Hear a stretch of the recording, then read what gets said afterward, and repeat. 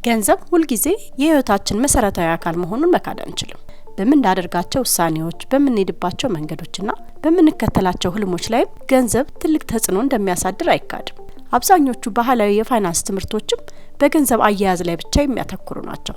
ሰዎችም ለምን አስገራሚ የምንላቸውን የፋይናንስ ውሳኔዎችን እንደሚወስኑ እንዲሁም ለምን አንዳንድ ሰዎችም ተሳክቶላቸው ሀብታም እንደሚሆኑና ሌሎች ደግሞ ሲታገሉ እንደሚኖሩ ለማወቅ ወይም ስለ ገንዘብ እናንተ ልትጠቀሙበት በምትችሉት መንገድ በማሰብ እንዴት መጠቀም እንደምትችሉ ማወቅ ከፈለጋችሁ በዚህ ቪዲዮ በትክክል ልትጠቀሙበት የምትችሉትን እውቀትን ታገኛላችሁ። ሞርጋንም ጥሩ የገንዘብ እውቀት ማለት የሂሳብ ችሎታ ወይም በጀትን ማወቅ ማለት አይደለም ይላል። ነገር ግን ስለ ገንዘብ ያለንን አስተሳሰብና ስሜት መረዳት ነው ይላል።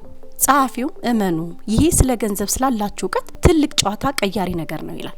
በዚህም ዛሬ ይዤላችሁ የመጣሁት መጽሐፍ ዘ ሳይኮሎጂ ኦፍ መኒ የተሰኘው በሞርጋን ሃውስ የተጻፈው መጽሐፍ ነው። ይህ መጽሐፍም ስለ ስቶክ ማርኬት ወይም የበጀት ዘዴዎችን ወይም ደግሞ በፍጥነት ሀብታም ስለመሆን የሚያወራ መጽሐፍ አይደለም። ነገር ግን ባህሪያችንን፣ ስሜታችንንና የግል ታሪካችንን እንዲሁም ከገንዘብ ጋር ያለንን ግንኙነት እንዴት ማድረግ እንዳለብን የሚያስተምር ነው።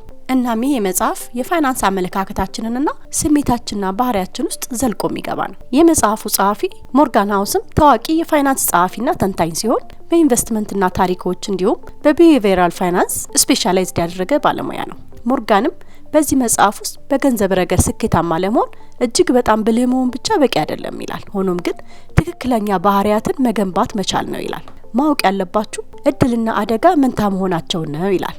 ለምሳሌ አንድ ሰው ላምቦርጊኒ ሲነዳ አይታችሁ ዋው ምን ያህል ጎበዝ ቢሆን ነው ልትሉ ትችላላችሁ ይላል። ነገር ግን ምናልባት ያ ሰው እድለኛ ሆኖ ሊሆን ይችላል ይላል። ጸሐፊውም ሰዎች እድልን ከችሎታ በመለየት ረገድ በጣም ሰነፎች ነን ይላል። ስለዚህ ራሳችሁን ማወዳደር አቁሙ፣ ነገር ግን ራሳችሁን መቆጣጠር በምትችሉበት ነገር ላይ ብቻ አተኩሩ ይላል። በዚህ መጽሐፍ ውስጥም ጸሐፊው እድልና ስጋት በድርጊታችሁ ውጤት ላይ እንዴት ተጽዕኖ እንደሚያሳድሩ ያብራራል። እናም ትንሽ ትርፍ ከጊዜ ወደ ጊዜ ትልቅ እንደሚያድግና ገንዘብ ለማግኘትም ስለምናደርገው የንግድ ልውውጥም ይናገራል። ጸሐፊውም ፖዚቲቭም ሆነ ኔጌቲቭ አመለካከቶች ስለ ገንዘብ በምንወስደው ውሳኔ ላይ ተጽዕኖ እንደሚያሳድሩ መወቁ ይላል። መጽሐፉም ስለ ገንዘብ ያሉትን የተለመዱ ሀሳቦችና አመለካከቶችን በመቃረን ያወራል።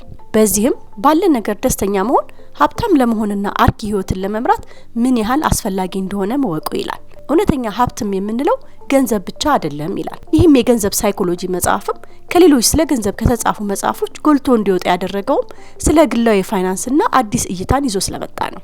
የጸሐፊውም ያልተለመዱ ሀሳቦች ይህን መጽሐፍ ተወዳጅ አድርጎታል። መጽሐፉም ጽንሰ ሀሳቦቹን ከምዕራፍ ጋር በሚመሳሰሉ የተለያዩ ርዕሰ ጉዳዮች ከፋፍሏል። ወደ መጽሐፉ በዝርዝር ከመግባቴ በፊትም የቻናላችን ቤተሰብ ካልሆናችሁ ቻናላችንን ሰብስክራይብ በማድረግ ቪዲዮ እንድትጀምሩ በማክበር ጠይቃለሁ። እንዲሁም ይህ ቪዲዮም ለብዙ ሰዎች እንዲደርስ አሁን ቪዲዮን ላይክ በማድረግ እንድትጀምሩ ጠይቃለሁ። የመጀመሪያው ምዕራፍም ኖ ዋን ኢዝ ክሬዚ የሚለው ነው። ይህም ማለት ማንም ሰው እብድ አይደለም የሚለው ማለት ነው። እዚህ ላይ ጸሐፊው ሁሉም ሰው ስለ ገንዘብ የተለያየ አመለካከት አለው፣ ያም ምንም ማለት አይደለም ይላል። ምክንያቱም ሁላችንም ስለ ዓለም ያለን ግንዛቤ ብዙውን ጊዜ የተገደበ ነው። ምክንያቱም እያንዳንዱ ሰው የትልቁን ዓለም ትንሽ ፓርት ብቻ ነው የሚያየውና ይላል። ስለሆነም የእያንዳንዱ ሰው የህይወት ተሞክሮ በታሪክ ውስጥ ከሰዎች ሁሉ ተሞክሮዎች ውስጥ ጥቂቱን ብቻ ይወክላል። ዓለምን የምናይበት መንገድም የተቀረጸው በኖርነው ህይወት ልክ ነው ይላል። የተለያየ አስተዳደግ፣ ትውልድ፣ ልማድ ያላቸው ሰዎች ስለ ገንዘብ ያላቸው አመለካከትም በዚያው መልኩ የተለያየ ነው ይላል። ለምሳሌ በድህነት ውስጥ ያደገ ሰው ስለ ገንዘብ የማይጨነቅ ሀብታም ቤተሰብ ካለው ሰው ጋር ሲወዳደር ስለ አደጋ ወይም ደግሞ ስለ ሽልማቶች በእጅጉ የተለየ አመለካከት ይኖረዋል ይላል። በተመሳሳይም ለምሳሌ እንደ ሁለተኛው ዓለም ጦርነት ወይም ደግሞ የኢኮኖሚ ውድቀት ባሉ ክስተቶች ውስጥ የኖሩ ግለሰቦች በተረጋጋ ኢኮኖሚ ውስጥ ከኖሩ ሰዎች ጋር ሲነጻጸሩ ለገንዘብ ያላቸው አመለካከትም የተለየ ይሆናል ይላል። ለአንድ ሰው ምክንያታዊ ያልሆነ የሚመስሉ የገንዘብ ውሳኔዎችም ለሌላ ሰው ደግሞ ፍጹም ትርጉም ሊኖራቸው ይችላል። ስለነሱም በማንበብ ብቻም የአንድ ሰው የፋይናንስ አመለካከትን ሙሉ በሙሉ መረዳትም አስቸጋሪ ነው ይላል። ሆኖም ግን ሰውን በትክክል ለመረዳት የግል ልምድ ብዙውን ጊዜ አስፈላጊ መሆኑን ሁልጊዜ ማስታወሱ ይላል። ማወቅ ያለባችሁ በገንዘብ ላይ ያደረጋችሁት የግል ተሞክሮ በዓለም ላይ ካሉ ከተፈጠሩ እንቅስቃሴዎች አንጻር 0.00001% ብቻ የሚሆን ነው ይላል። ይህም ማለት እናንተ ግን 80% ይሆናል ብላችሁ የምታስቡት ሊሆን ይችላል ይላል። ይህም እንዴት የሰዎች ልምዶችና የፋይናንስ ባህሪያቸውን እነሱ ሊቀርጻቸው እንደሚችልም የሚያሳይ ነው ይላል። ማወቅ ያለባችሁ ነገሮችን ለመስራት የሚያስችል ትክክለኛ መንገድ የሚባል ነገር የለም። ዋናው ለእናንተ በጣም ትክክለኛው መንገድ የቱ ነው የሚለው ነው ይላል። እናም ሀብት ማለት ወደ እናንተ የገባው ገንዘብ ማጥፋት ያለባችሁን ካጠፋችሁ በኋላ ቀሪ ያከማቻችሁት ንብረት ማለት ነው ይላል። ገንዘብ ዋጋ ያለው የንብረት ክምችት ብቻ ሳይሆን የልምድም ክምችት ነው ይላል። በጣም አስቸጋሪው የፋይናንስ ክህሎትም ግባችሁን ከመታችሁ በኋላ ማቆም መቻል ነው ይላል። ዋናው ማስታወስ ያለባችሁ ሁሉም ሰው ገንዘብን የሚመለከተው ካለፈው ልምዱ አንጻር ብቻ ነው። ስለዚህ የድሮ ተሞክሯችሁን ከማየት ይልቅ በግባችሁና በኢንቨስትመንት አማራጫችሁ ላይ ተመስርታችሁ ውሳኔዎችን ማድረግን መማር አለባችሁ ይላል። ምክንያቱም ዓለም ሁል ጊዜ የሚቀያየር ነው እና በተሞክሮቻችን ማመን ማለት ውሳኔዎቻችንን በሌላ ዓለም እውቀት ላይ ተመስርተን ማድረግ ማለት ነው ይላል። ሁለተኛው ምዕራፍ ደግሞ ሪስክ ኤንድ ላክ አር ኦልዌይስ ቱጌዘር የሚለው ነው። ይህም ማለት ስጋትና እድል ሁል ጊዜም አብረው ናቸው የሚለው ማለት ነው። ብዙ ጊዜ ስኬት የሚገኘው በትጋትና በክህሎት ብቻ ነው ብለን እናምናለን። ነገር ግን እድልና ስጋት ከምናውቀው በላይ ትልቅ ሚናን ይጫወታሉ ይላል። ስኬት ጠንክሮ መስራት ወይም ጥሩ ምርጫ ማድረግ ብቻ አይደለም ይላል። ያላችሁበት ሁኔታ ለእናንተ ያሉትን እድሎች ይወስናል። የምታደርጉትም እያንዳንዱን ውሳኔ ያልተፈለገ ውጤትንም ሊያመጣ ይችላል። ለምሳሌ የማይክሮሶፍትን እንደ ምሳሌ መውሰድ እንችላለን ይላል። ቢል ጌትስ አስተዋይ፣ ጠንክሮ የሚሰራና ለኮምፒውተር ችሎታ የነበረው ነበረ። ነገር ግን በጊዜው ከነበሩ ጥቂት ሁለተኛ ደረጃ ትምህርት ቤቶች ገብቶ ኮምፒውተር ለመማርም እድለኛ ነበር ይላል። ቢል ጌትስ ከክፍል ጓደኛው ፖል አለን ጋር ማይክሮሶፍትን መስርቷል። ችሎታቸውንና ለኮምፒውተር ያላቸውንም ፍቅር የሚጋራ ኬንት ኢቫንስ የሚባልም ጓደኛ ነበራቸው። ሆኖም ግን ኢቫንስ ማይክሮሶፍትን አልተቀላቀለም፣ ምክንያቱም በጣም ባልተለመደ የተራራ መውጣት አደጋ ህይወቱን ስላጣ ማለት ነው ይላል። ሁለቱም ጌትስም ኢቫንም ብልሆችና ስለ ኮምፒውተር ጥልቅ ፍቅር ያላቸው ነበሩ። ነገር ግን እድልና አደጋ ሁለቱን የተለያየ ቦታ አስቀምጧቸዋል ይላል። ምንም ነገር ጥሩ እንደሚመስለው ወይም መጥፎ እንደሚመስለው አይደለም እና ምንም አይነት ውሳኔዎችን ቢሆኑ የእድል ሚና በጣም አስፈላጊ ነው ይላል። ብዙ ነገሮች እየተሳሳታችሁ ሄዳችሁ በመጨረሻ ጥሩ ልትሆኑ ትችላላችሁ። ጥቂት ትላልቅ ስህተቶች እና ውድቀቶችን ካጋጠሟችሁ በኋላ ግማሹን ጊዜ ተሳስታችሁ ከዛ በኋላ ሀብትን ማግኘት ትችላላችሁ። ምክንያቱም ጥቂት ትክክለኛ ነገሮች ተደምረው ትልቅ ውጤቶችን ማሳየት ይችላሉና። ማወቅ ያለባችሁ ሪስክ ማለትም አደጋ ባለ ሁለት ስለት ጎራዴ ነው ይላል። መስሎ የሚታየውን ያህልም ጥሩም ሆነ መጥፎ ነገርም የለም። እያንዳንዱ የህይወት ውጤት ከግለሰብ ጥረት ውጪ በሌሎች ኃይሎችም ይመራል ይላል። በፋይናንስ ሳይኮሎጂ ውስጥ እድል ልክ እንደ ሪስክ ኃይል እንዳለው እወቁ ይላል። ሶስተኛው ምዕራፍ ደግሞ መኒ ኢዝ ኔቨር ኢነፍ የሚለው ነው። ይህም ማለት ገንዘብ መቼም በቂ አይሆንም የሚለው ማለት ነው። ለመማር በጣም አስቸጋሪ ከሆኑ የፋይናንስ ችሎታዎች ውስጥ አንዱ የፋይናንስ ግባችሁን ማቀድ ነው። ይሄም በጣም አስፈላጊው ነገር ነው ይላል። እዚህ ላይም ትልቁ ችግር ራስን ከሌሎች ጋር ማወዳደር ነው። እውነተኛ ስኬት ማለት ግን የውድድር አስተሳሰብ ወደ ኋላ በመተው እንቅስቃሴያችሁን ሁሉ በአይምሮ ሰላማችሁ ልክ ማስተካከል ነው ይላል። ራሳችሁ ሪስክ ሊወስድባቸው አይገባም የምትሏቸው ነገሮች ሊኖሩ ይችላሉ።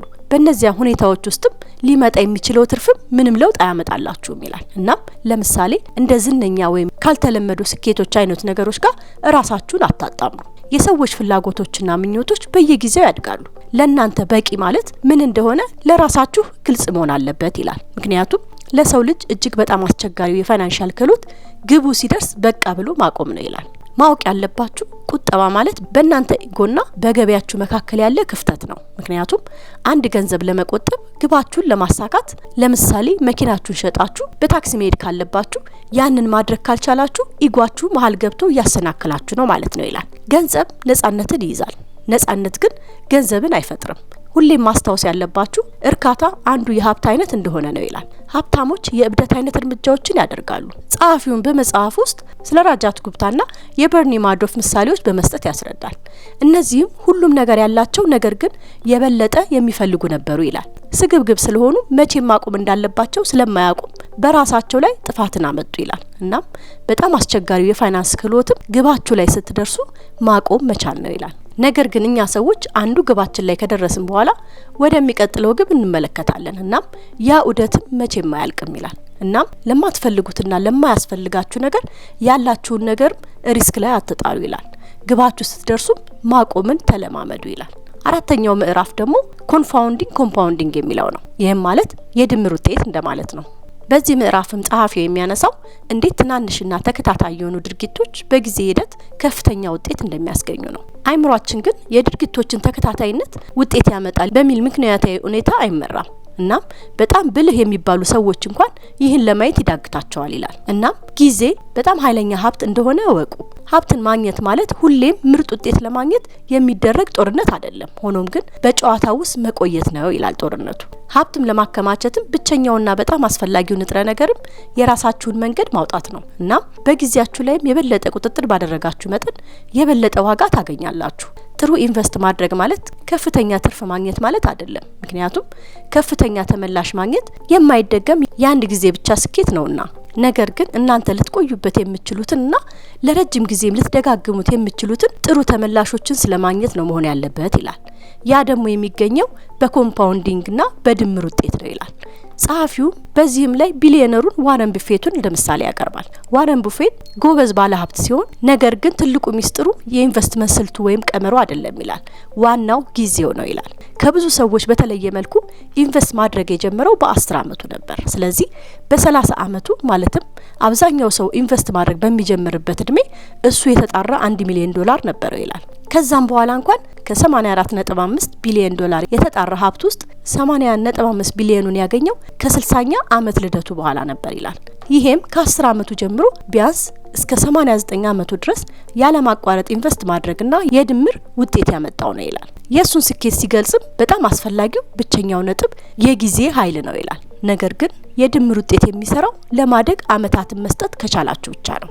ይህም ልክ እንደ ዋርካ ዛፍ መትከል ማለት ነው ይላል። እናም የአንድ አመት እድገት ብዙ ነገር አያሳያችሁም፣ ነገር ግን በ10 አመት ግን ትርጉም ያለው ለውጥ ልታዩ ትችላላችሁ እና በ50 አመት ደግሞ ድንቅ ነገርን ትፈጥራላችሁ ይላል። አምስተኛው ምዕራፍ ደግሞ ጌቲንግ ዌልዝ ቨርሰስ ስቴይንግ ዌልዝ የሚለው ነው። ይህም ማለት ሀብታም መሆንና ሀብታም ሆኖ መቆየት ያላቸው ልዩነት የሚያሳይበት ነው። ጸሐፊውም ሀብታም መሆንና ሀብታም ሆኖ መቆየት የተለያዩ ክህሎቶችን የሚፈልጉ ናቸው ይላል። ጥሩ ኢንቨስትመንት የግድ ጥሩ ውሳኔዎችን ማድረግ ብቻ አይደለም፣ ነገር ግን ያለ ማቋረጥ አለመቸገርን መቻል ነው ይላል። ይህ ምዕራፍም ሰዎች ሀብታቸውን ካገኙ በኋላ ያንን ያገኙትን ሀብት ጠብቀው በማቆየት ረገድ የሚያጋጥማቸውን ተግዳሮቶች ያብራራል። በዚህም አጥፊ የሚላቸውን ባህሪያትም ስለማስወገድ የሚያብራራበት ነው። ሀብት ማለትም እናንተ ወጪ ያላደረጋችሁትና የተከማቸ የገንዘብ ትርፍ ነው ይላል። የፋይናንሻል ስኬት ላይ ለመድረስ የተወሰነ ሪስኮችን መውሰድ ይጠይቃል። ነገር ግን ዋናው ቁልፉ እናንተ ኦሬዲ ያገኛችሁትን ማጣት አለመቻል ነው ይላል። ጸሐፊውም የገንዘብ ስኬትን በአንድ ቃል ሲያልጠቃልለው መትረፍ ይለዋል። ያም ማለት እድገት፣ አይምሮ ወይም ማስተዋል አይደለም፣ ነገር ግን ሰርቫይቫል ማለትም መትረፍ ነው ይላል። እናም ባዶ ሳትቀሩ ወይም እጅ ሳትሰጡ ለረጅም ጊዜ መቆየት መቻል ገንዘብን በማግኘት ረገድ ትልቅ ለውጥ ያመጣል ይላል። ይህም ሰርቫይቫል የሚባል ነው ይላል። የድምር ውጤቱም የሚሰራው ንብረቶቻችሁን ለማደግ አመታትን መስጠት ከቻላችሁ ብቻ ነው። ገንዘብ ማግኘት አደጋዎችን መውሰድ፣ ብሩህ ተስፋ ማድረግና ራስንም ከኮንፈርት ዞን አውጥቶ መታገልን ይጠይቃል። ሆኖም ግን ገንዘብ ማቆየት ደግሞ የዚህን ተቃራኒውን ይጠይቃል ይላል። ለዚህም እነዚህ ሁለት ነገሮች ያስፈልጋሉ ይላል። አንዱ ትህትና እና ያገኛችሁት ነገር ልክ በፍጥነት ከናንተ ሊወሰድ እንደሚችል ማወቅ ነው። ሁለተኛው ደግሞ ቆጣቢነት ይላል። ያም እናንተ ከሰራችሁት ገንዘብ ቢያንስ የተወሰኑትን በእድል የተገኙ እንደሆኑ ማመን። ስለሆነም የበፊት ስኬት ተመሳሳይን ለመድገም መሞከርም እንደማይቻል ማመን ነው ይላል። እቅድ ማውጣት አስፈላጊ ነው፣ ነገር ግን በእያንዳንዱ እቅድ ውስጥም በጣም አስፈላጊው አካል በእቅዱ መሰረት ሊሄድ እንደማይችልም ማቀድ ነው ይላል። የተወሰኑ የፋይናንሻል እቅዶቻችሁ እውነት እንዲሆኑ ይበልጥ በፈለጋችሁ ቁጥር የፋይናንሻል ህይወታችሁ ይበልጥ ደካማ ይሆናል። ስለዚህ በቁጠባ መጠናችሁ ላይ ለስህተት ቦታ ስጡ። ያም ካቀዳችሁት ያነሰን ብታገኙ እቅዳችሁ ዋጋ እንዳለው ይሰማችኋል ይላል። ስድስተኛው ምዕራፍ ደግሞ ቴልስ ዩ ዊን የሚለው ነው። ይህም ማለት ጭራዎችና የናንተ ማሸነፍ የሚለው ማለት ነው። አልፎ አልፎ ጅራት በመባል የሚታወቁት በገንዘብ ነክ ህይወታችን ላይ ያልተመጣጠነ ተጽዕኖ ያላቸው ናቸው ይላል። ስለዚህ ላልተጠበቁ ክስተቶች መዘጋጀት እጅግ በጣም አስፈላጊ ነው ይላል። በህይወታችሁ ግማሹን ጊዜ ስህተት መሆን፣ ነገር ግን እስቲል አሁንም ሀብት መፍጠር ግን ትችላላችሁ ይላል። ትልቅ ትርፋማ ታዋቂ ወይም ተደማጭነት ያለው ማንኛውም ነገር የጭራ ክስተት ውጤት ነው ይላል። ይህም ከሺህ ወይም በሚሊዮን ከሚቆጠር ክስተቶች አንዱ ማለት ነው። አብዛኛው ትኩረታችን ግዙፍ ትርፋማ ታዋቂ ወይም ተደማጭነት ባላቸው ነገሮች ላይ ነው። ነገር ግን አብዛኛው ትኩረት የምንሰጣቸው ነገሮች የጅራት ውጤቶች ናቸው ይላል። ነገር ግን እነዛ ክስተቶች ምን ያህል ብርቅዬና ኃይለኛ እንደሆኑ ግን መገመት ቀላል ነው ይላል። ምክንያቱም አብዛኞቻችን የገንዘብ ህይወታችን የሚወስኑ ጥቂት ጽንፍ ክስተቶች ናቸውና ይላል። በጣም አስፈላጊው ነገር ጥሩ ሀሳቦቻችሁ እንዲከፍሉ ከህይወታችሁ መትረፍ መቻል ነው ይላል። እናም የግድ ምርጥ መሆን የለባችሁም፣ በቂ መሆን ይበቃል ይላል። ይህም ማለት ለረጅም ጊዜና ጥቂት ትርጉም ያላቸው እድሎችን የመጠቀም ሁኔታን መፍጠር ነው ይላል። በአለማችንም በኢንቨስትመንት የሚታወቀው ዋረን ቡፌት በህይወቱ ከ400 እስከ 500 የሚደርሱ አክሲዮኖች አሉት። ነገር ግን አብዛኛውን ገንዘቡን የሚሰራው ከአስሮቹ ብቻ ነው ይላል። በቢዝነስና በኢንቨስትመንት ውስጥም ያሉ ብዙ ነገሮች በዚህ መንገድ ነው የሚሰሩት ይላል። ጸሐፊው ረጅም ጅራት ስለሚለው ሲያብራራ ይህም የውጤቶቹ ጫፍ በጣም ሩቅ በሆነ መጠን በፋይናንስ ውስጥ ያለውም ተጽዕኖ ከፍተኛ ይሆናል ይላል። ይህም አነስተኛ ቁጥር ያላቸው ክስተቶች ብዙሃኑን ውጤታችንን እንደሚይዙም ያሳያል። ማለትም 99% የሚሆኑት በቀን የምትወስዷቸው የኢንቨስትመንት ውሳኔዎች ምንም ጥቅም የላቸውም ይላል። ጸሐፊውም ኢንቨስትመንት ላይ ብልጥ የሆነ ሰው ማለት በዙሪያው ያሉት ሁሉ ሲያብዱ አማካዩን ነገር ማድረግ የሚችል ግለሰብ ማለት ነው ይላል። 7ኛው ምዕራፍ ደግሞ ፍሪደም የሚለው ነው። ይህም ማለት ነጻነት የሚለው ማለት ነው። የፋይናንስ ነጻነት ብዙውን ጊዜ በተሳሳተ መንገድ ይተረጎማል። ይህ ምዕራፍ በፋይናንሻል ውሳኔ አሰጣጥ ውስጥ በነጻነትና በገንዘብ ደህንነት መካከል ስላለው የንግድ ልውውጥ ያብራራል። ጸሐፊውም ጊዜያችሁን መቆጣጠር ከፍተኛው ገንዘብ የሚገዛላችሁ ነገር ነው ይላል። ከፍተኛው የሀብት ምልክትም ሁሌም ጧት ከእንቅልፋችሁ ስትነሱ የፈለጋችሁትን በፈለጋችሁበት ጊዜ እና ከምትፈልጉት ሰው ጋር ማድረግ፣ ያንንም እስከፈለጋችሁት ድረስ ብቻ ማድረግ ነው ይላል። ይህም ከደሞዛችሁ በላይ ከስራችሁ ክብር በላይ ከምንም በላይ ከፍተኛው ከገንዘብ የምታገኙት ትርፍ ነው ይላል። ይህም ነጻነታችሁ ነው ይላል። የፋይናንስ ነጻነት አማራጮችን ይገዛል። እናም ሁላችንም የምንፈልገውን ያንን አማራጭ ማለት ነው። ያም ማለት በፈለግን ጊዜ የምንፈልገውን ነገር የማድረግ አማራጭ ማለት ነው። እናም በምትፈልጉት ጊዜ ከፈለጋችሁት ጋር የፈለጋችሁትን የማድረግ ነጻነት በዋጋ ሊተመን አይችልም ይላል። የገንዘብም ትልቁ ውስጣዊ ሴት በጊዜያችሁ ላይ ቁጥጥር የመስጠት ችሎታው ነው ይላል። 8ኛው ምዕራፍ ደግሞ ማን ኢን ዘ ካር ፓራዶክስ የሚለው ነው። ይህም ማለት በመኪና ፓራዶክስ ስላለ ሰው ማለት ነው። የመኪና ፓራዶክስ ውስጥ ያለ ሰው ብዙ ሰዎች መኪና ሲነዱ ካየ ያ ሰው ጥሩ ነው ብሎ አያስብም። ይልቁንስ እሱ ያንን መኪና ቢኖረው ስለሱ ግን ሰዎች ጥሩ እንደሚያስቡ ያስባል። ጸሐፊውም ይህንን በሀብት ላይ በሰፊው ተገብረዋል። ሰዎች ሀብትን ማግኘት የሚፈልጉት በሰዎች ዘንድ እንዲወደዱና እንዲደነቁ ያደርገናል ብለው ስለሚያስቡ ነው ይላል። መከበርና መደነቅ ግባችሁ ከሆነ ያንን እንዴት ማግኘት እንደምትፈልጉ ተጠንቀቁ ይላል። ማወቅ ያለባችሁ ትህትና፣ ደግነትና አረራይ ማድረግ የፈረስ ጉልበት ከመጠቀም የበለጠ ክብር ይሰጣቸዋል ይላል። ሰዎች ብዙውን ጊዜ ከፋይናንሻል ደህንነት ይልቅ እይታን በማስቀደም የፋይናንሻል ውሳኔዎችን ያደርጋሉ። እናም ይህም የማህበራዊ ንጽጽር ወደ ፋይናንስ እጦት ያመራቸዋል ይላል። ማወቅ ያለባችሁ ማንም ሰው በሀብታችሁ የሚያደንቃችሁ የለም፣ በማንነታችሁ ነው እንጂ ይላል። ጸሐፊውም ራሳችሁን ከገንዘባችሁ ለመለየት ቀላል መንገድም ገንዘብ ካላችሁ ማውጣት ምን ያህል ቀላል እንደሆነ ማወቅ ነው ይላል። እናም ሰዎችን የመከታተል ልማዳችሁ የመበልጸግ እድላችሁን ሊያጠፋው ይችላል። ከፍተኛ ውጤት የሚገኘው ትክክለኛ ትንበያዎችን በማድረግ ብቻ ሳይሆን የምትሳሳቱበትን መጠንም በመቀነስ ነው ይላል። 9ኛው ምዕራፍ ደግሞ ዌልዝ ኢዝ ዋት ዩ ዶንት ሲ የሚለው ነው። ይህም ማለት ሀብት የማታዩት ነገር ነው የሚለው ማለት ነው። እውነተኛ ሀብት ብዙውን ጊዜ ከእይታ የተደበቀ ነው ይላል። ነገር ግን ሀብታም መስለው የሚታዩ ሰዎች ከጀርባቸው ደግሞ አስተማማኝ አይደሉም። ይህም ተገላቢጦሽ ነው ይላል። ትክክለኛ ሀብታሞች ደግሞ ሀብታም መስለው አይታዩም ይላል። ጸሐፊውም ምን ያህል ገንዘብ እንዳላችሁ ለሰዎች ለማሳየት ገንዘብ ማውጣት ማለት አነስተኛ ገንዘብ ባለቤት ለመሆን ፈጣኑ መንገድ ነው ይላል። ሀብት አብዛኛውን ጊዜ የማይታይ ነው፣ ምክንያቱም ሀብት ማለት ያላጠፋችሁት ገንዘብ ስለሆነ ማለት ነው ይላል። እኛ ግን በምናየው ነገር ሀብትን እንተረጉማለን፣ ምክንያቱም ይህ ከፊት ለፊታችን ያለን መረጃ ስለሆነ ይላል። እውነታው ግን ሀብት የማይታይ መሆኑ ነው ይላል። እኛ ግን ሰዎችን በገዙት ቆንጆ መኪና፣ ዳይመንዶች እንገምታለን። ነገር ግን ሀብት ድብቅ ነው፣ የሆነ ነገር ለመግዛት ገና ያልተወሰደ አማራጭ ነው ይላል። ይህንንም ልዩነት አለማወቅ ስፍር ቁጥር ለሌላቸው ደካማ የገንዘብ ውሳኔዎች ምንጭ ነው ይላል። የገንዘብ ችግር ባለ ሁለት ጎን ሳንቲም መሆኑን እወቁ፣ ምክንያቱም በማየት ብቻ ሰው ምን ያህል ሀብት እንዳለው በትክክል ማወቅ አትችሉምና። ሀብትን የማከማቸት ሚስጥሩም ከአቅም በታች መኖር ነው ይላል። 10ኛው ምዕራፍ ደግሞ ሴቭ መኒ የሚለው ነው። ይህም ማለት ገንዘብ መቆጠብ የሚለው ማለት ነው። ጸሐፊውም ገንዘብ መቆጠብን ልማድ አድርጉ ይላል። ይህም የእናንተ የፋይናንስ ደህንነት መሰረታዊ ገጽታ ነው። ሀብትን መገንባት ከገቢያችሁና ከኢንቨስትመንት ምላሻችሁ ጋር ምንም ግንኙነት የለውም። ይልቁንስ ትልቁ ግንኙነት ከቁጠባችሁ መጠን ጋር የተያያዘ ነው ይላል። ከሁሉም በላይ የሀብታችሁ ዋጋ ከምትፈልጉት ጋር ሲነጻጸር አንጻራዊ ነው። ከፍተኛ የቁጠባ መጠን ማለት እናንተ ልታደርጉት ከምትችሉት ባነሰ ወጪ መኖር ማለት ነው። እናም በዝቅተኛ ወጪ መኖር ማለት ካላወጣችሁ ቁጠባችሁ እያደገ ይሄዳል ማለት ነው ይላል። አንድ ሰው ያለ ከፍተኛ ገቢ ሀብትን መገንባት ይችላል። ነገር ግን ከፍተኛ የቁጠባ መጠን ከሌለው ግን ሀብትን የመገንባት እድል ፈጽሞ የለውም ይላል። ያንንም ለማድረግ ደግሞ ሌሎች ሰዎች ስለናንተ ስለሚያስቡት ነገር ብዙም ደንታ የሌላችሁ መሆን አለባችሁ። ቁጠባ ስታደርጉም የግድ አንድ ነገር ለመግዛት በማሰብ ወይም ደግሞ በግብ መሆን የለበትም። ለመቆጠብ ብቻ ብላችሁ መቆጠብ መቻል አለባችሁ ይላል። ያለምንም የወጪ እቅድ ወይም የወጪ ግብ መቆጠብን ብዙ አማራጮችን እንዲኖራችሁ ያደርጋል እና ለተለዋዋጭነትም ቦታ ይሰጣችኋል፣ ለማሰብም ጊዜ ይሰጣችኋል። ሁሌም ማስታወስ ያለባችሁ መቆጠብ በእናንተ ኢጎና በገበያችሁ መካከል ያለ ልዩነት መሆኑን ነው ይላል። መቆጠብ መቻል ተሰጥኦ ነው። ልክ እንደ ማንኛውም ሙያ ማዳበር የምትችሉት ነገር ነው ይላል። 11ኛው ምዕራፍ ደግሞ ሪዝነብል ራሽናል የሚለው ነው። ይህም ማለት ምክንያታዊነትን የሚያነሳበት ነው። ባለሀብቶች አንዳንድ ጊዜ ምክንያታዊነት የጎደለው ባህሪ ያሳያሉ እና ስሜታቸውን በገንዘብ ውሳኔያቸው ሊንቀሳቀስ ይችላል ይላል። ጸሐፊውም ገንዘብ ነክ ውሳኔዎችን በምታደርጉበት ጊዜም ምክንያታዊ ለመሆን አትመክሩ፣ ብቻ በተወሰነ ደረጃ ብቻ ምክንያታዊ ሆኑ ይላል። መጠነኛ ምክንያታዊነት የበለጠ እውነታ አለው እና ገንዘብን በምትቆጣጠሩበት ጊዜ በጣም አስፈላጊው ነገርም ለረጅም ጊዜ ከሱ ጋር የመቀየት እድር መኖር ነው ይላል። ማወቅ ያለባችሁ እናንተ ስፕሪድሽት አይደላችሁም፣ ሰው ናችሁ እንጂ እና በገንዘብ ነክ ውሳኔዎች ላይም ስሜት የሌለው ምክንያታዊ መሆን ወደ መውደቅ ያመራችኋል። ስለዚህ ስለ ገንዘብ ነክ ውሳኔዎቻችሁ ሁሌም ምክንያታዊና ተጨባጭ መሆን ይበጃችኋል ይላል።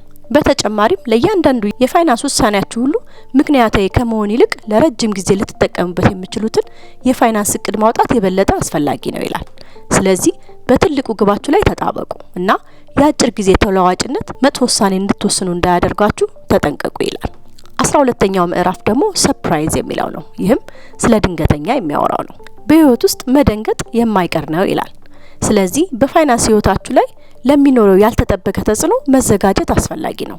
ታሪክ የለውጥ ጥናት ነው። በሚገርም ሁኔታ ይህም ለወደፊቱ እንደ ካርታ ሆኖ ያገለግላል። ጸሐፊው ብዙ ባለሀብቶችም የሚወድቁበት ወጥመድም የታሪክ ተመራማሪዎችን እንደ ነቢይ ማየታቸው ነው ይላል። እነሱም የውሸት ናቸው ይላል። ምክንያቱም በአሁን ጊዜ ፈጠራና ለውጥ የእድገት ደም ስር በሆኑበት በዚህ ጊዜም ባለፈ መረጃ ላይ ከመጠን በላይ መታመን ወደፊት ሁኔታዎችን ለማየት አስቸጋሪ ያደርገዋል ይላል። ያለፈው አፈጻጸም የወደፊት ውጤቶችን አያመለክትም።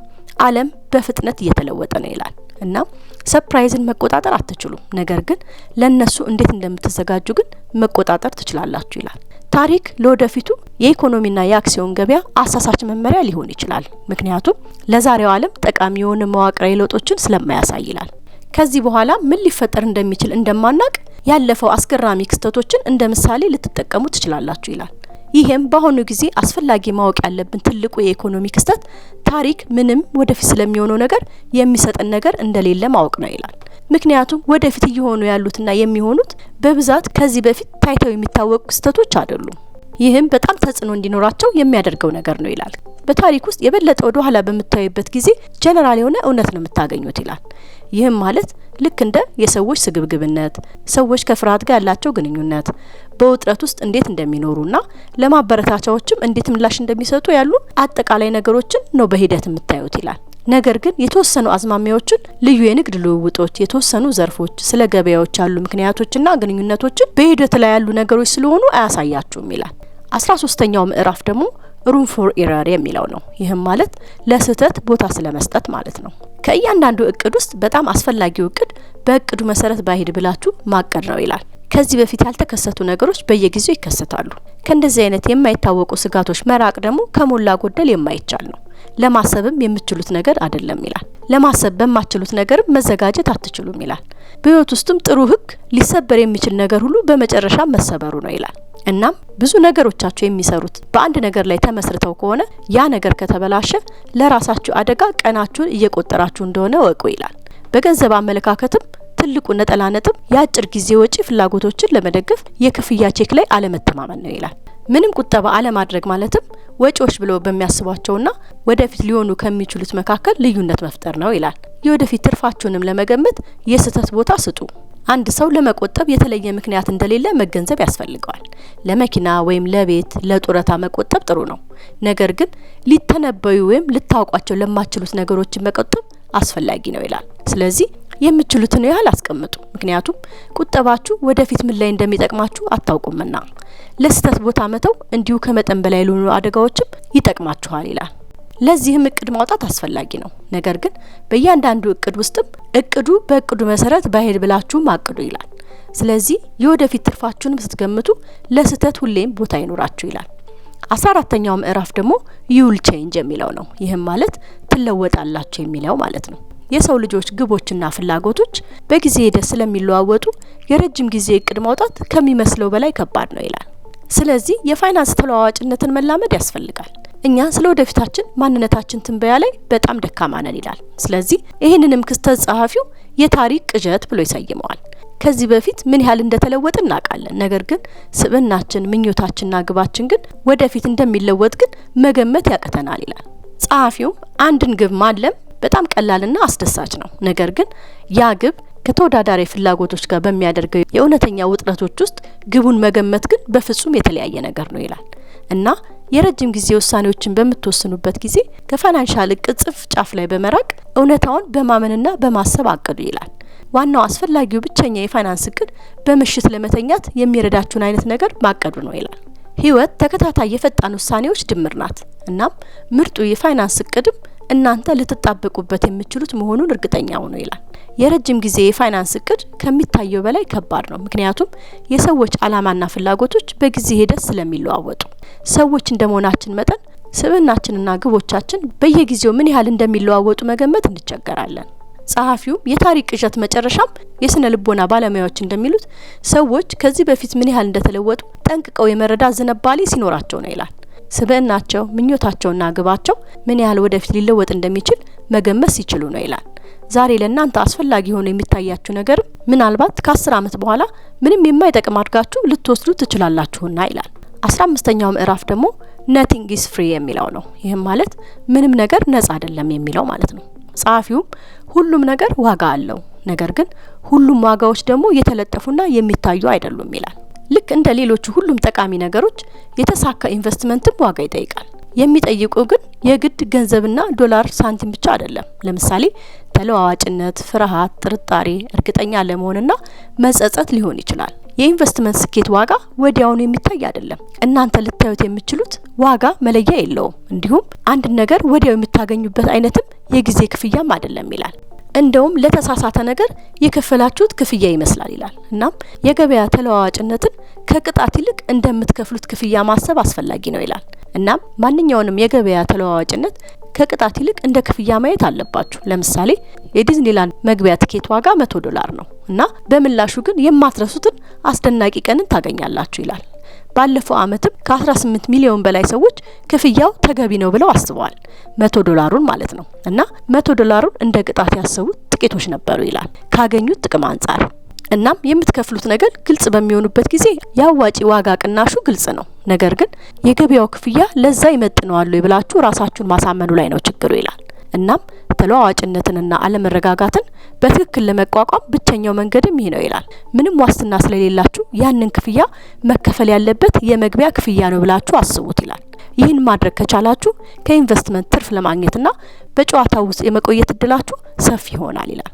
16ኛው ምዕራፍ ደግሞ ዩ ኤንድ ሚ የሚለው ነው። ይህም ማለት እኔ እናንተ የሚለው ማለት ነው። ጸሐፊው ከናንተ የተለየ አይነት ጨዋታ ከሚጫወቱ ሰዎች የገንዘብ ምክሮችን ከመውሰድ ተቆጠቡ ይላል። እናንተም የምትጫወቱትን የገንዘብ ጨዋታ ለመለየት በራሳችሁ መንገድ ሂዱ እና የቀረውን ሁሉ ችላ በሉ ይላል። ማህበረሰባዊና ባህላዊ ምክንያቶች የፋይናንስ ባህሪያችን ላይ ተጽዕኖ ያሳድራሉ። አካባቢያችንም የገንዘብ ውሳኔዎቻችንን ይቀርጻል። እናም ድርጊቶቻችሁ ሁሉ ከናንተ የተለየ ጨዋታ በሚጫወቱ ሰዎች ተጽዕኖ የተደረገ እንዳልሆኑ አረጋግጡ ይላል። ጸሐፊውም ወጣችሁም የራሳችሁን መንገድ ፈልጉ። ለምሳሌ የረጅም ጊዜ ባለሀብቶች በሚቀጥሉት 30 ዓመት ውስጥ እውነተኛ የኢኮኖሚ እድገት ለማምጣት በዓለም አቀፍ ላይ ብሩህ ተስፋ ያላቸው ናቸው። በዚህም ሀብታቸው ይጨምራል ይላል።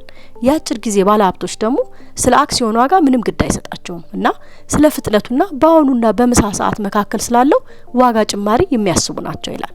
ባለሀብቶች የተለያየ ግቦችና የጊዜ እድሎች አሏቸው። ለምሳሌ ለአንድ ሰው አስቂኝ የሚመስሉ ዋጋዎች ለሌላው ደግሞ ትርጉም ሊኖራቸው ይችላል። ምክንያቱም እነዚያ ባለሀብቶች ትኩረት የሚሰጡት ነገሮች የተለያዩ ናቸውና ይላል። 17ኛው ምዕራፍ ደግሞ the seduction of pessimism የሚለው ነው። ይህም ማለት የተስፋ መቁረጥ ስሜት ስለሚለው ማለት ነው።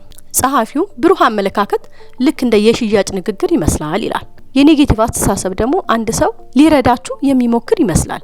በፋይናንስ ውስጥም ኔጌቲቭነት ከብሩህነት የበለጠ ትኩረት ይሰጣል። ስለዚህም የበለጠ አሳማኝ ይመስላል ይላል።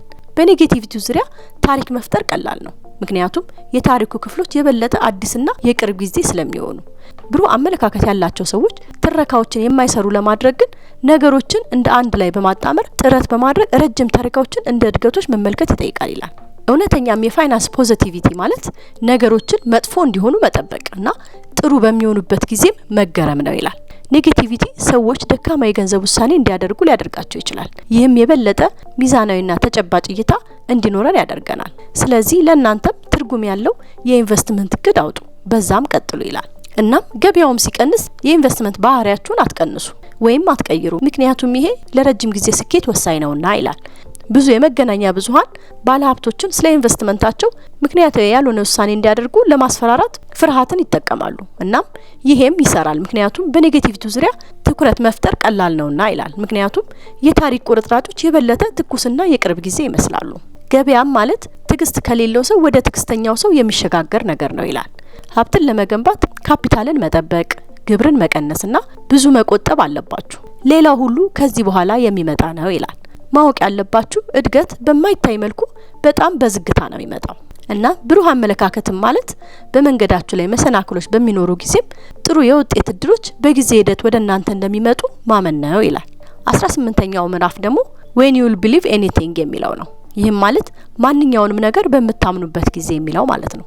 ጸሐፊው የሚስቡ ልቦለዶች ማለትም ለምን ታሪኮች ከስታቲስቲክስ የበለጠ ኃይለኛ እንደሆኑ የሚያነሳበት ነው። በዚህ ምዕራፍም ትርክቶችና ታሪኮች በፋይናንሻል ውሳኔ አሰጣጥ ላይ ያላቸውን ተጽዕኖ የሚያብራራበት ነው። አንድ ነገር እውነት እንዲሆን በፈለጋችሁ ቁጥር የእውነት የመሆን እድሉን ከፍ አድርጎ በመገብገብ ታሪክን ማመን ትጀምራላችሁ ይላል። ለምሳሌ አንደኛው ዓለም ጦርነት ካበቃ በኋላ ሌላ የዓለም ጦርነት እንደሚኖር ያሰቡ በጣም ጥቂቶች ነበሩ ይላል። ጸሐፊው በህይወታችን ውስጥ እውነት እንዲሆኑ በጣም ስለምንፈልጋቸው ብቻ እውነት ናቸው ብለን የምናስባቸው ብዙ ነገሮች አሉ ይላል። ጸሐፊውም እነዚህን አስደሳች ልቦለዶች ብሎ ይጠራቸዋል። እናም ስለ ገንዘብ በተለይም ስለ ኢንቨስትመንቶችና ስለ ኢኮኖሚ ያለው ሀሳባችን ላይም ትልቅ ተጽዕኖ አላቸው ይላል። ሁሉም ሰው ስለ ዓለም ያልተሟላ እይታ አለው። እኛ ግን ክፍተቶቹን ለመሙላት ስንል የተሟላ ትርክትን እንፈጥራለን ይላል። እናም ማወቅ ያለባችሁ ግን ስለ ራስ ከማሰብ የበለጠ ምንም ምትክ የለም ይላል። የተስፋ መቁረጥ ስሜትም ምንም ትልቅ ነገር ማድረግ እንደማትችሉ ለራሳችሁ በመንገር ሰበብ መፈለግ ነው ይላል። መጽሐፉን በአጠቃላይ ስለ ገንዘብ ማስተዳደርና ሀብትም በቁጥርና በኢንቨስትመንት ብቻ እንዳልሆነ የሚያሳይ ነው። በገንዘብ ዙሪያ ስሜታችንና ባህሪያችንን ስለማስተዳደርም ጭምር የሚያብራራ ነው። እንዲሁም የእድል ሚናንም እንድናቅ የሚያሳይ ነው። ሀብታም መሆንና ሀብታም ሆኖ መቆየትም የተለያየ እንደሆኑም ያየንበት ነው። ፖዚቲቭ አስተሳሰብን መቀበልና አፍራሽ አስተሳሰብንም አለመቀበልንም የሚያስተምር ነው። ለራሳችሁ በቂ የምትሉትንም ስለመወሰን የሚያስተምር ነው። ጸሐፊውም ጥበብ ብዙ የአእምሮ መኖር ብቻ አይደለም፣ ነገር ግን ያንንም ተፈጻሚ ማድረግ ነው ይላል። በዚህም እኔም የዛሬውን The Psychology of Money የተሰኘው መጽሐፍ ሪቪው በዚሁ ላብቃ። በዚህ ቪዲዮ ጠቃሚ መረጃ እንዳገኛችሁ ተስፋ አደርጋለሁ። በዚህም ስለ ቻናላችን ያላችሁን አስተያየት በኮሜንት ላይ አስቀምጡልኝ። በቀጣይም ሌላ መጽሐፍ ይዤላችሁ መጣ ይሆናል። እስካሁንም የቻናላችን ቤተሰብ ካልሆናችሁ ሰብስክራይብ በማድረግ ቤተሰብ እንድትሆኑ በማክበር ጠይቃለሁ። እንዲሁም የቴሌግራም ቻናላችንንም ተቀላቀሉ። ሊንኩን ዲስክሪፕሽን ላይ ታገኙታላችሁ። ይህ ቪዲዮም ለብዙ ሰዎች እንዲደርስ ላይክ እና ሼር እንድታደርጉት በማክበር ጠይቃለሁ። በቀጣይ ቪዲዮ እስክንገናኝ ድረስ ሰላም ሁኑልኝ።